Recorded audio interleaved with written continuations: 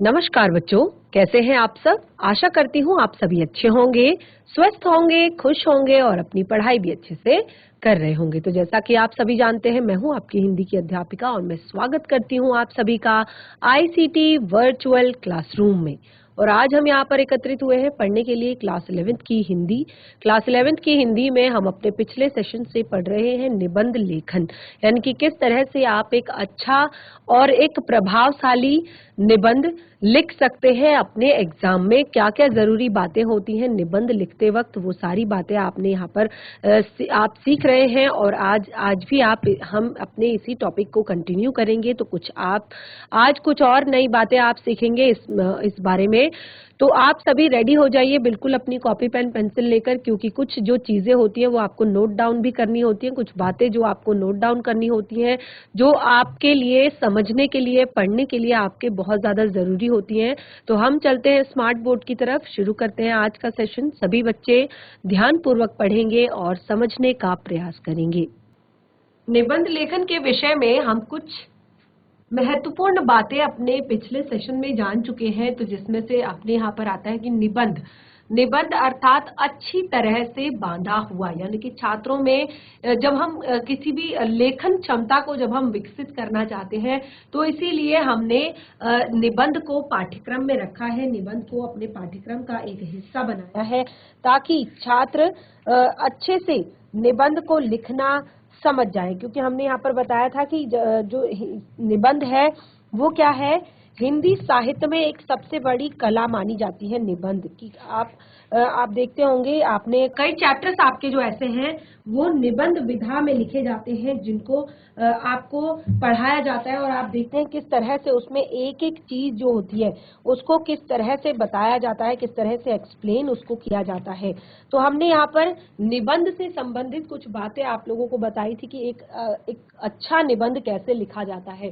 तो सबसे पहले हमने निबंध की परिभाषा यहाँ पर बताई कि किसी भी विषय पर सीमित शब्दों में, देखिए सीमित शब्दों में हमने यहाँ पर इसलिए कहा है क्योंकि आपको परीक्षा में ये नहीं कि निबंध लिखना है तो आप 10 पेज भर के आ गए या 15 पेज भर के आ गए। आपको सीमित शब्दों में लिखना है और क्रमबद्ध रूप से अपने भावों को, अपने विचारों को स्पष्टता और पूर्णता के साथ प्रस्तुत करना ही निबंध कहलाता है। यानी कि आप अपने भावों को, विचारों को किस तरह की स्पष्टता के साथ, पूर्णता के साथ प्रस्तुत कर रहे हैं, यही निबंध कहलाता है। और एक और हमने यहाँ पर परिभाषा आप लोगों को दी, एनसाइक्लोपीडिया के अनुसार। एनसाइक्लोपीडिया के अनुसार निबंध जो है वो औसत लंबाई की एक ऐसी रचना है। औसत लंबाई यानी कि बहुत ज्यादा आपने नहीं लिखना है। औसत लंबाई की एक ऐसी रचना है जिसमें विचारों और उदाहरणों का विधिवत सम्मिश्रण होता है। ठीक है, तो ये एनसाइक्लोपीडिया के अनुसार हमने इसकी एक और परिभाषा बताई। तो इस तरह से हमने कहा कि निबंध वह गद्य रचना है या उस गद्य रचना को कहा जा सकता है जिसमें हम किसी भी विषय पर अपने विचारों को प्रकट करते हैं। और एक अच्छा निबंध लिखने के लिए हमने कहा कि उसे 3 भागों में बांटा जाना चाहिए। किसी भी निबंध को लिखने के लिए उसे 3 भागों में सबसे पहले बांटा जाना चाहिए। आरंभ यानी कि भूमिका या प्रस्तावना भी आप कह सकते हैं। मध्य यानी कि एक विषय वस्तु जो आप मेन लिखते हैं, विषय वस्तु। दूसरा नंबर 3 अंत यानी कि उपसंहार। और यहाँ पर हमने इन सभी चीजों को पढ़ते वक्त कि आरंभ में क्या होता है, अगर आप आरंभ कर रहे हैं किसी भी निबंध का तो उसमें आप क्या क्या चीजों को शामिल करेंगे। तो अगर आप किसी भी निबंध को लिख रहे हैं तो उसमें आप उत्सुकतापूर्ण, अगर आप जो आरंभ होता है वो हमेशा रुचिकर होना चाहिए, यानी कि इंटरेस्टिंग होना चाहिए, उत्सुकतापूर्ण होना चाहिए कि आगे क्या होगा, इस तरह की आपको उसमें उत्सुकता होनी चाहिए। दूसरा, आप शुरुआत जो है, आरंभ जो है, वो या तो किसी कविता की पंक्तियों से कर सकते हैं, या शाब्दिक अर्थ से कर सकते हैं, या किसी सूक्ति से कर सकते हैं, या किसी विचारक के कथन से कर सकते हैं, या किसी घटना के वर्णन के द्वारा आप किसी भी निबंध का आरंभ कर सकते हैं। दूसरा हमने कहा मध्य भाग। मध्य भाग यानी कि विषय वस्तु की यहाँ पर बात आती है। तो निबंध की विषय वस्तु को, जो भी निबंध में आप कहना चाहते हैं, उस विषय वस्तु को क्रमबद्ध तथा व्यवस्थित रूप से प्रस्तुत किया जाना चाहिए मध्य भाग में। यानी कि विषय वस्तु को, जो भी आप लिख रहे हैं, उसको क्रमबद्ध और व्यवस्थित रूप से प्रस्तुत करना चाहिए। अगला है उपसंहार यानी कि अंत, किसी भी निबंध का जो अंत। तो सेम जिस तरह आप आरंभ कर रहे हैं, अंत यानी कि जो अंत है, समापन, तो निबंध की जो यात्रा होती है उसका ये अंतिम पड़ाव होता है। यानी कि निबंध आपने जितना भी अभी तक लिखा हुआ है उसका ये अंतिम पड़ाव होता है। तो इसमें निबंध का जो उद्देश्य है वो पूर्ण रूप से परिलक्षित होना चाहिए। यानी कि आपको निबंध लिखने का जो उद्देश्य है वो यहाँ पर आपका क्लियर हो जाना चाहिए। यानी कि इसे आप एक उपदेशात्मक भी बना सकते हैं, यानी कि कुल मिलाकर आप संक्षिप्त, आकर्षक एवं मन को प्रभावित करने वाला होना चाहिए। तो सेम इसको भी आप या तो किसी महापुरुष के कथन से या सूक्ति के द्वारा आप इसका एंड कर सकते हैं, अंत इसका कर सकते हैं। लेकिन जैसे कि हमने बताया, ये उद्देश्य पूर्ण होना चाहिए। यानी कि आप यहाँ पर पूरा जो उद्देश्य आपका है वो क्लियर होना चाहिए कि इसमें आपका जो भी निबंध लिखने का एक उद्देश्य था वो क्लियर हो गया है, पूरा हो गया है। तो ये यहाँ पर कुछ जरूरी जो भाग थे, निबंध कैसे लिख सकते हैं आप अच्छे निबंध को, वो हमने यहाँ पर जाना। अब यहाँ पर निबंध लिखते समय ध्यान रखने योग्य बातों को हम यहाँ पर डिस्कस करेंगे कि निबंध लिखते वक्त किन किन बातों का ध्यान हमें रखना चाहिए। देखिए, इसको यहाँ पर हम लिख लेते हैं पहले। निबंध लिखते समय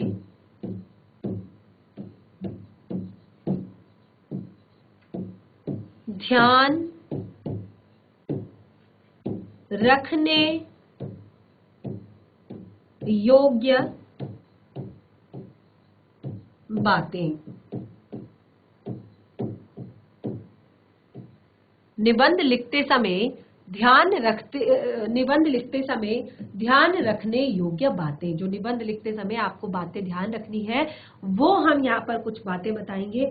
तो जैसे सबसे पहली बात आती है कि निबंध लिखते समय आपको किन किन बातों को ध्यान रखना चाहिए। तो सबसे पहले, निबंध लिखते समय आप जिस विषय पर लिखना हो, जिस भी विषय पर आप लिख रहे हैं, उसकी आपको संपूर्ण जानकारी, यानी कि आपको विषय की जानकारी एकत्रित करनी चाहिए। विषय की जानकारी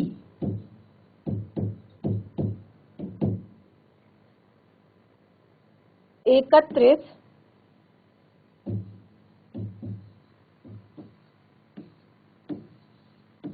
करनी चाहिए। सबसे पहले आपको विषय की जानकारी एकत्रित करनी चाहिए। उस विषय पर पूर्ण जानकारी आपको होनी चाहिए कि क्या-क्या इस विषय पर हमको क्या-क्या लिखना है। और दूसरा, आपको निबंध की रूपरेखा तैयार करनी चाहिए। निबंध की एक रूपरेखा बना लेनी चाहिए।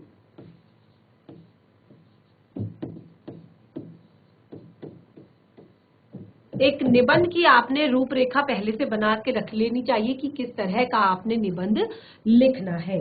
और नंबर 3, आपको निबंध लिखते वक्त शब्द सीमा का ध्यान रखना चाहिए। नंबर 3 है आपका शब्द सीमा का ध्यान रखना चाहिए। आप निबंध लिखते वक्त जो एक शब्द सीमा आपको दे रखी है कि आपने कितने शब्दों के अंतर्गत इस निबंध को पूरा करना है, तो इस निबंध के शब्द सीमा का आपको ध्यान रखना चाहिए। और निबंध का जो आरंभ होता है, अंत मध्य होता है और अंत होता है, उसमें यथा संभव उदाहरण देने चाहिए, यानी कि जो भी पंक्तियां, जैसे कि मैंने कहा कि कोई भी पंक्तियां आप लिख सकते हैं, सूक्तियां आप लिख सकते हैं, महापुरुषों के कथन आप लिख सकते हैं, जिससे कि आपका निबंध क्या होगा, प्रभावशाली होगा। तो ये हमने पढ़ लिया है। एक और नई बात हम यहाँ पर लिखेंगे कि कोई भी सूचना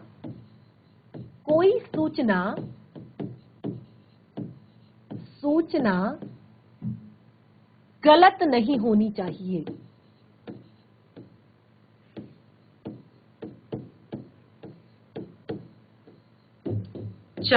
कोई भी सूचना निबंध से जुड़ी हुई, निबंध में दी गई कोई भी आपकी जो सूचना है वो गलत नहीं होनी चाहिए। आप जिस विषय पर बोल रहे हैं, जिस विषय पर लिख रहे हैं, आप पहले से संशोधन कर लीजिए उस चीज पर कि ये आप जो बोल रहे हैं, ये जो आप लिख रहे हैं, कुछ गलत तो आप नहीं लिख रहे हैं। तो ये आपने यहाँ पर देखा। और दूसरा कि आपके जो विचार हैं, वो विचारों को अगर आप किसी के विचारों को यहाँ पर विचारों को खंडित कर रहे हैं या किसी के विचारों के उसमें बोल रहे हैं, विरुद्ध बोल रहे हैं, तो आपके जो विचार हैं वो तर्कपूर्ण होने चाहिए। आपके जो विचार हैं, विचार तर्कपूर्ण होने चाहिए। किसी भी विषय पर आप कह रहे हैं, अगर किसी की बात का खंडन कर रहे हैं, तो विचार तर्कपूर्ण होने चाहिए, यानी कि तर्कपूर्ण पद्धति को अपनाना चाहिए। अगर आप इसको ऐसे भी लिख सकते हैं कि आपको तर्कपूर्ण पद्धति को अपनाना चाहिए। तर्कपूर्ण पद्धति को अपनाना चाहिए।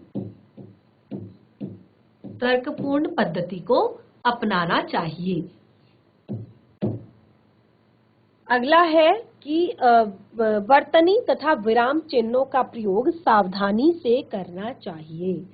वर्तनी तथा विराम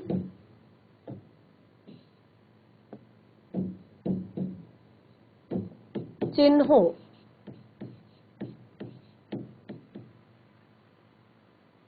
का प्रयोग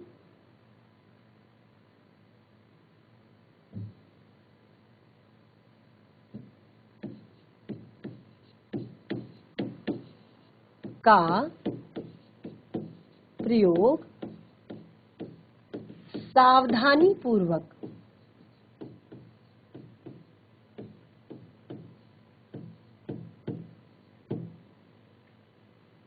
करना चाहिए।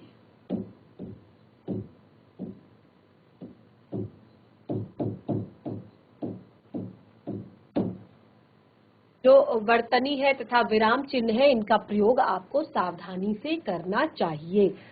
कोई भी ऐसा गलत आपको विराम चिन्ह का प्रयोग कहीं पर गलत जगह पर नहीं करना चाहिए, जिससे कि आपका पूरा निबंध कई बार क्या होता है कि जब आप विराम चिन्हों का प्रयोग गलत तरीके से कर देते हैं तो पूरा अर्थ ही आपके लेख का बदल जाता है, यानी कि आप जो कहना चाहते हैं, जो आप बोलना चाहते हैं, उसका पूरा अर्थ परिवर्तित हो जाता है, अर्थ चेंज हो जाता है।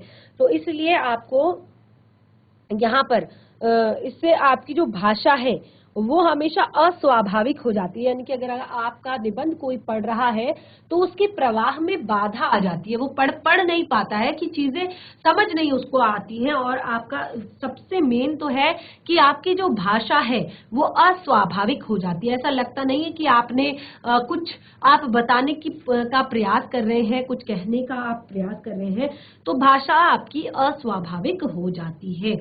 तो इस तरह से आपने यहाँ पर कुछ महत्वपूर्ण बातें जानी।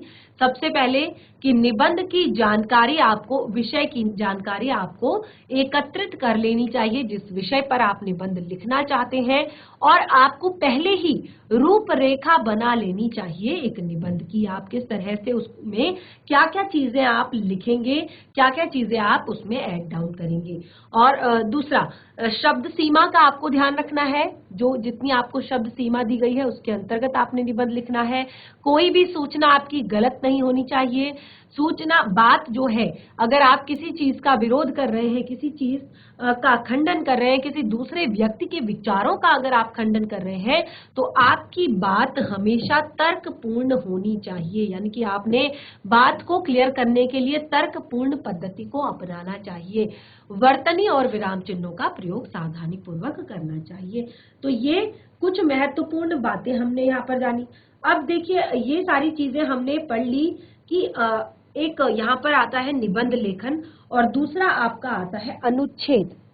आपका आता है अनुच्छेद, यानी कि आप पैराग्राफ राइटिंग, अनुच्छेद लेखन भी आप करते हैं। तो अनुच्छेद लेखन और निबंध लेखन में बहुत अंतर यहाँ पर देखने को मिलता है। आप, कई बार बच्चे कंफ्यूज हो जाते हैं कि अगर आपको कहा जाए कि आप एक अनुच्छेद लिखिए किसी भी विषय पर, या किसी विषय पर आप निबंध लिखिए, तो इन चीजों में बच्चे कई बार कंफ्यूज हो जाते हैं। तो कंफ्यूज बिल्कुल नहीं होना है। आपको जो भी आप अनुच्छेद लिखेंगे, देखिए अनुच्छेद में क्या होता है, विषय के ऊपर बहुत अधिक एक शब्द सीमा आपको अगर दी रहती है, तो आपने उस पर एक शब्द सीमा के अंतर्गत आपको लिखना होता है। और अनुच्छेद में आपको जो भी देखिए, अनुच्छेद में आपको सीमित शब्दों में, बहुत कम शब्दों में आपने लिखना होता है, संक्षेप में आपने किसी विषय पर लिखना होता है। और यहाँ पर चीजों को मुख्य सामग्री और मुख्य बिंदुओं में आपने बांटना होता है। इसको आप 3 पार्ट्स में, यानी कि अलग अलग पार्ट्स में आपको नहीं बांटना होता कि यहाँ पर आपने प्रस्तावना देनी है, या यहाँ पे आपको विषय वस्तु बतानी है, या यहाँ पे आपको उपसंहार इसका करना है। और आपके जो वाक्य होते हैं वो छोटे और प्रभावशाली अनुच्छेद में होने चाहिए। तो यहाँ पे कंफ्यूज नहीं होना है कि आप निबंध लेखन कर रहे हैं या अनुच्छेद, बिल्कुल भी कंफ्यूज आपको नहीं होना है। तो एक छोटा सा यहाँ पे हम अंतर देख लेते हैं अनुच्छेद और निबंध में।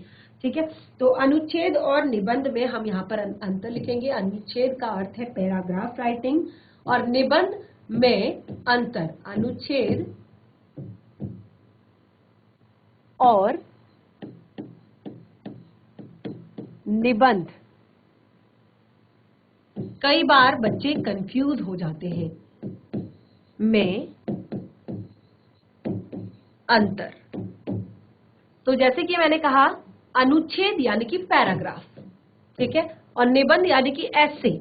तो अनुच्छेद, पैराग्राफ आपने लिखना है, केवल एक पैराग्राफ आपने लिखना है। तो आपको पता है, आपकी बुक में अगर 4 पेज हैं, अगर आपने 4 पेज का अगर आपने निबंध लिखना है, तो उसमें से एक पैराग्राफ जो है वो आपका अनुच्छेद कहलाता है। तो अब देखिए, जो बात को आप पूरे 4 से 6 पेज में बता रहे हैं, वो आपको केवल एक पैराग्राफ के अंदर समेटनी है, एक पैराग्राफ के अंदर आपने लिखनी है। तो देखिए, निबंध में किसी विषय को विस्तार में वर्णित किया जाता है। यहाँ पर हम निबंध और अनुच्छेद में अंतर बता रहे हैं।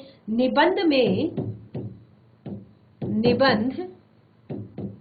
में किसी विषय को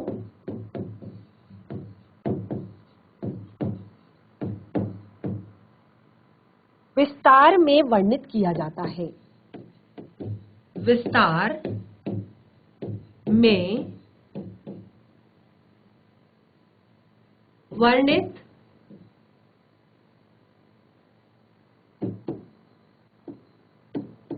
किया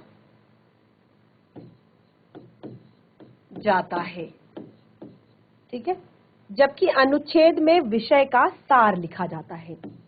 जबकि अनुच्छेद में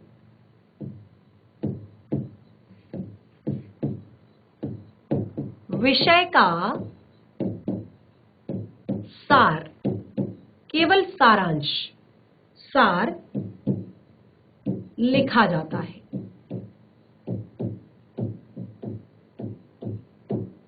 ठीक है, निबंध में आप किसी विषय को विस्तार पूर्वक किसी विषय का विस्तार पूर्वक वर्णन करते हैं, और अनुच्छेद में आप विषय का सार लिखते हैं, विषय का सारांश आप विषय का लिखते हैं। और दूसरा, निबंध में क्या होता है कि हर बिंदु को अलग अलग अनुच्छेदों में लिखा जाता है।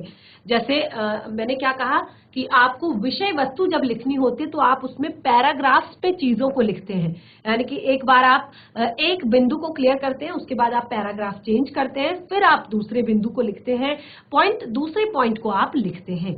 तो ये देखिए, ये सबसे बड़ी महत्वपूर्ण बात है कि निबंध में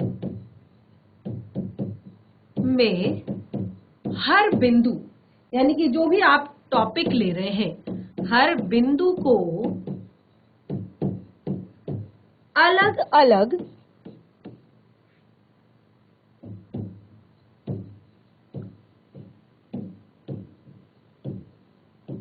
अनुच्छेदों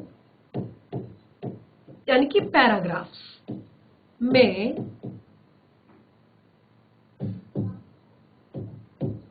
लिखा जाता है।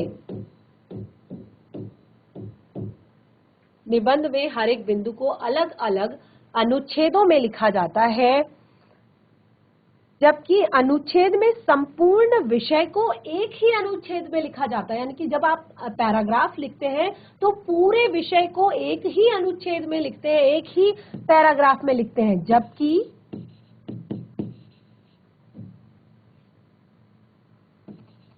अनुच्छेद में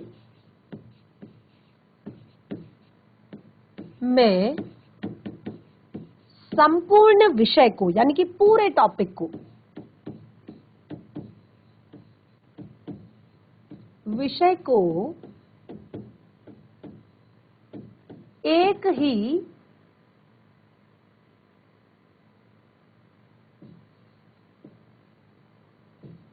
अनुच्छेद में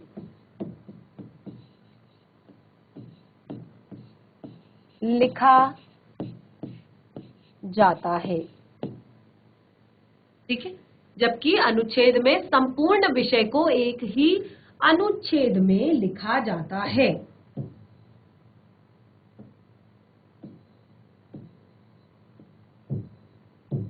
पूरे पैराग्राफ में, एक पैराग्राफ के अंदर पूरा जो टॉपिक होता है वो क्लियर करना होता है, पूरा टॉपिक एक ही पैराग्राफ में आ जाता है।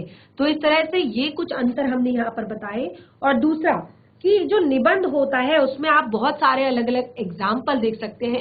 इसको आप ऐसे ही समझिए कि जो निबंध होते हैं उनमें आप बहुत सारे एग्जाम्पल लिखते हैं, यानी कि उदाहरण देते हैं, सूक्तियां लिखते हैं, और बहुत सारे कथनों का प्रयोग करते हैं कि किसी ने ये कथन कहा है इस बारे में, किसी ने वो कहा है।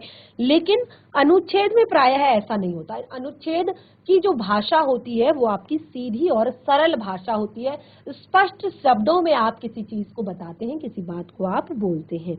और दूसरा, यहाँ पर निबंध में शब्दों की जो मात्रा होती है, निबंध में शब्दों की जो सीमा होती है वो अनुच्छेद से काफी ज्यादा होती है। यानी कि अगर आपको निबंध लिखने के लिए कहा जाए तो आपको हमेशा निबंध दिया जाता है 200 से 250 या 300 शब्दों में आपको निबंध लिखने को कहा जाता है। लेकिन अनुच्छेद आपको केवल 100 से 150 शब्दों में कंप्लीट करना होता है।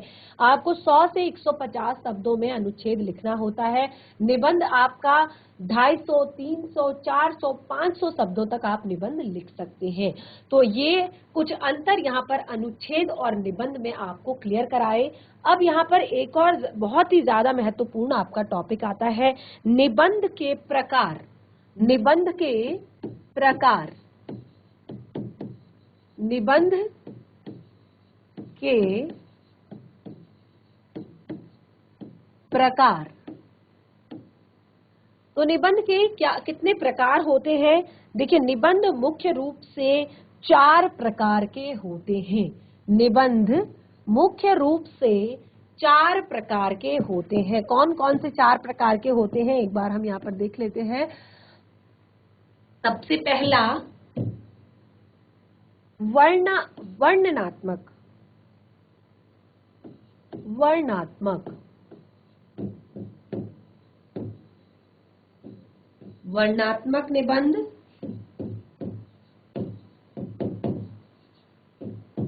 दूसरा है आपका विवरणात्मक निबंध।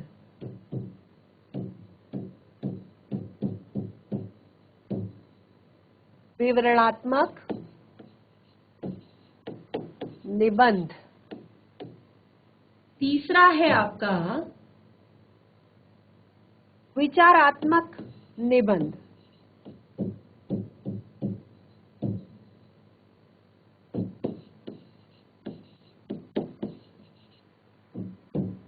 और चौथा है आपका भावनात्मक निबंध।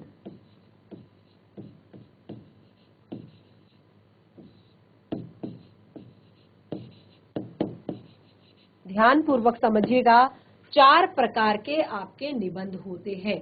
सबसे पहले वर्णनात्मक निबंध, विवरणात्मक निबंध, विचारात्मक निबंध और भावनात्मक निबंध। तो ये 4 प्रकार के आपके निबंध होते हैं। सबसे पहले हम वर्णनात्मक निबंध के बारे में जानेंगे, जहां पर वर्णन किया जाता है। वर्णनात्मक निबंध, तो वर्णनात्मक निबंध को हम एक बार देख लेते हैं। यहाँ पर अलग से हम जानेंगे वर्णनात्मक निबंध के बारे में। वर्णनात्मक निबंध,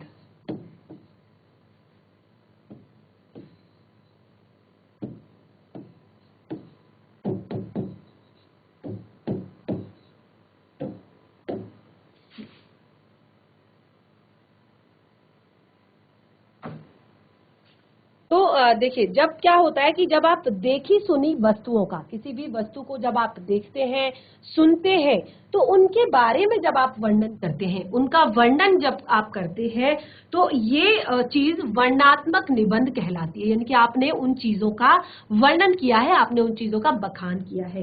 तो जैसे अगर आप किसी नगर को देखते हैं, या किसी दृश्य को देखते हैं, या पहाड़ को देखते हैं, या नदी को देखते हैं, या ऋतुओं को देखते हैं, तो अलग अलग चीजों का जब आप वर्णन करते हैं किसी चीज को देखकर, तो उसको आपका वर्णनात्मक निबंध कहा जाता है। ठीक है, तो वर्णनात्मक निबंध में क्या होता है, लेखक अपने प्रत्यक्ष अनुभव, जो उसका एक्सपीरियंस होता है, उसने जो चीजें देखी है, उसने जो चीजें अनुभव की है, वो अपने प्रत्यक्ष अनुभवों को अपनी कल्पना शक्ति के आधार पर और अपनी विवेचना शक्ति के आधार पर, यानी कि कितना वो उन चीजों पर सोच सकता है, विवेचना कर सकता है, उसके आधार पर जो वो वर्णन करता है, जो कुछ भी वो लिखता है, वो वर्णनात्मक निबंध के अंतर्गत आता है। तो इसको एक बार यहाँ पर लिख लेते हैं ध्यान पूर्वक। आप भी अपनी कॉपी में नोट डाउन करेंगे कि देखी सुनी वस्तुओं का वर्णन। देखी सुनी वस्तुओं का वर्णन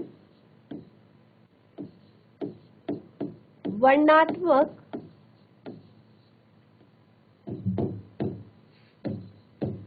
निबंध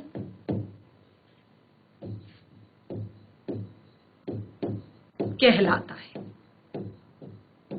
ठीक है, और जैसे यहाँ पर एग्जाम्पल हमने बता दिया कि जब आप किसी भी दृश्य को देखते हैं, किसी भी नदी को देखते हैं, किसी भी पहाड़ को देखते हैं, तो जो भी देखने वाला व्यक्ति होता है वो अपने अनुभवों को अपनी कल्पना शक्ति के आधार पर कि अच्छा ऐसा है तो ऐसा भी हो सकता है, या ऐसा है तो ये ऐसे कैसे है, ये सारी अपने अनुभवों के आधार पर, अपनी कल्पना शक्ति के आधार पर, अपनी विवेचना के आधार पर जब वो उसके बारे में लिखता है तो उसको वर्णनात्मक निबंध कहा जाता है।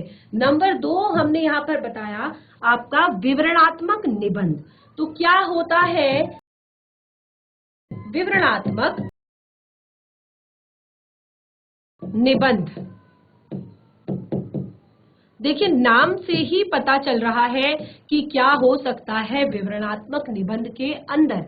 तो देखिए कि जब किसी भी निबंध में किसी घटना, यात्रा, संस्मरण और उत्सवों तथा महापुरुषों का वर्णन किया जाता है, यानी कि जिस निबंध में किसी भी घटना का, किसी भी यात्रा का और किसी भी संस्मरण का वर्णन किया जाता है, किसी उत्सव का या किसी महापुरुष के बारे में जब लिखा जाता है, यानी कि विवरण दिया जाता है, तो उसे कहते हैं विवरणात्मक निबंध। तो इसको एक बार यहाँ पर लिख लेते हैं।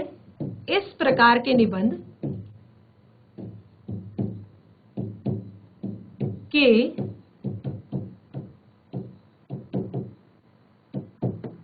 निबंध में घटनाओं, संस्मरणों,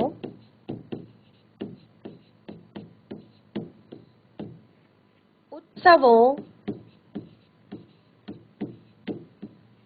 या महापुरुषों तथा महापुरुषों का वर्णन किया जाता है। महापुरुषों का वर्णन किया जाता है। एग्जाम्पल के तौर पे, जैसे हमने कहा घटनाओं, संस्मरणों, या एक शब्द यहां पर रह गया यात्राओं। तो जैसे एग्जाम्पल के तौर पर मेरी रेल यात्रा, मेरी रेल यात्रा, इस पर निबंध आप लिख सकते हैं। या राष्ट्रपिता महात्मा गांधी, राष्ट्रपिता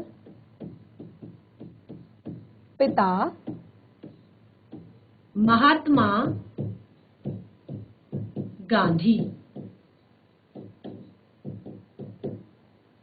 तो इन टॉपिक्स पे जब आप निबंध लिखते हैं, जैसे मैंने कहा कि मेरी रेल यात्रा, राष्ट्रपिता महात्मा गांधी, या विद्यालय का वार्षिकोत्सव, तो यहाँ पर आप विवरण देते हैं किसी भी विषय में। अपनी रेल यात्रा का विवरण देंगे, या राष्ट्रपिता महात्मा गांधी के जीवन का विवरण आप देंगे, अपने विद्यालय के वार्षिकोत्सव का आप विवरण देंगे। तो इस तरह से वर्णनात्मक और विवरणात्मक दो तरह के निबंध हमने यहाँ पर पढ़े। नंबर 3 आता है आपका विचारात्मक निबंध। विचारात्मक निबंध नंबर 3 है आपका विचारात्मक निबंध।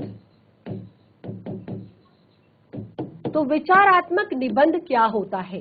देखिए कि इस प्रकार के निबंध में जब आप किसी भी विचार या किसी भी समस्या का वर्णन करते हैं, जहां पर आप किसी भी विचार या किसी समस्या का जब वर्णन करते हैं, तो इसे विचारात्मक निबंध कहा जाता है। और इस पर आप जैसे लिखते हैं ना कि विज्ञान के बढ़ते कदम, है ना, विज्ञान के बढ़ते कदम, या दूरदर्शन के लाभ और हानियां, कई बार आप इस तरह के निबंध पढ़ते हैं।